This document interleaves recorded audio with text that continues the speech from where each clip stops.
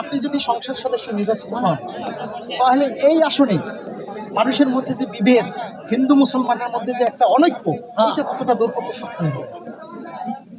সর্বাত্মক প্রচেষ্টা চালাবে। আমি ঐক্য ধরে রাখার জন্য চেষ্টা করবো একসঙ্গে। 2 নম্বর, এখানে কৃষিজীবী এবং মৎস্যজীবী এদেরকে আলাদাভাবে আধুনিকায়ন করার জন্য আলাদা ট্রেনিং এর ব্যবস্থা।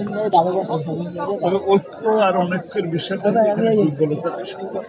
আপনি ধনীদের মধ্যে কিন্তু এরকম ভেদাভেদ, গরিব বলে এটা মানুষজন সুযোগ সন্ধান। আশা করি যদি তাদের সকলের শিক্ষা এবং অর্থনৈতিক উন্নতি আসে তবে এই ভেদাভেদটা এই নির্বাচিত সরকার আশা করি আগামী ফেব্রুয়ারিতে আসতেছে। এখানে আপনার অনেক সমর্থক আছে যারা পতিত সরকারের সমর্থক ছিল, কিন্তু বর্তমান সময়ে কিছু পুলিশ আওয়ামী লীগের সমর্থকদের অযথা হয়রানি করতেছে। এই বিষয়ে আপনি ঊর্ধ্বতন পুলিশ কর্মকর্তার সাথে কথা বলে বা কোনো ব্যবস্থা নেওয়ার আপনার কোনো এরকম খবর আসে যে যারা নিরীহ মানুষ যারা দল থাকতে পারে।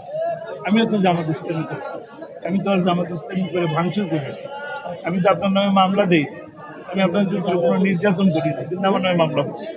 একই রকম আওয়ামী লীগ অনেকে করতে পারে, জাতীয় পার্টি অনেকে করতে পারে, বিভিন্ন দলই করতে পারে, কিন্তু দল করার অর্থ এই না যে সকলেই খারাপ মানুষ। যারা খারাপ মানুষ না তারা তো এখানে রয়ে গেছে, যারা খারাপ মানুষ তারা পালিয়ে গেছে। এখন যারা আছে তাদের মধ্যে অনেকে মাঝে মাঝে এরকম খবর শুনতে পাই, হয়রানির শিকার হচ্ছে, হয়রানির শিকার হয়, এটা আমরা শুনতে পাই, আমাদের কাছে খবর আসে। এবং এটাও কিন্তু এক ধরনের মামলাবাজি, এটাও একটা ব্যবসা। কোনো কোনো ব্যক্তিরা এই মামলা তৈরি করে, তারা তৈরি করে তাদের মাধ্যমে আবার রাত্রিবেলা জানায় দেয় যে আপনাদের এখানে মামলা হচ্ছে, আপনারা মামলা থেকে বাঁচতে হলে আমাদেরকে টাকা দেন। আবার পুলিশের সাথেও তারা এইভাবে একইভাবে কন্ট্যাক্ট করে, এগুলো আমরা জানি। তারপরেও আমরা প্রশাসনের সাথে যোগাযোগ রাখি, প্রশাসনকে বলি যে খামোখা কাউকে কোনো অহেতুক কোনো কারণ ছাড়া তাদেরকে হয়রানি না করা হয়, ব্যাপারে আমরা চেষ্টা করি। আপনারা যদি নির্বাচিত হয় এই ধারা থেকে বেরিয়ে আসবে? নিশ্চয়ই আমরা এই ধারা থেকে বের হয়েই আছি। যদি আমরা প্রতিহিংসা লালন করতাম, আমি তো বৃহস্পতির মানুষ, আমরা তো সব থেকে বেশি নির্যাতিত বা আমরা তো সব থেকে বেশি ক্ষতিগ্রস্ত।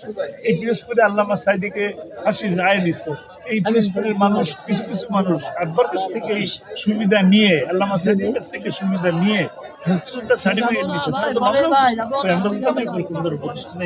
কাজে আমাদের প্রতিশোধ নেওয়ার কোনো ইচ্ছা প্রমাণিত। এটা আমরা কোনো ধরনের প্রতিশোধ নেই নেই, নেওয়ার ইচ্ছা, বরঞ্চ আমরা ভালোবেসে বুকে টেনে নিতে চাই, কারণ তাদের সকলকে মিলে আমরা আমাদের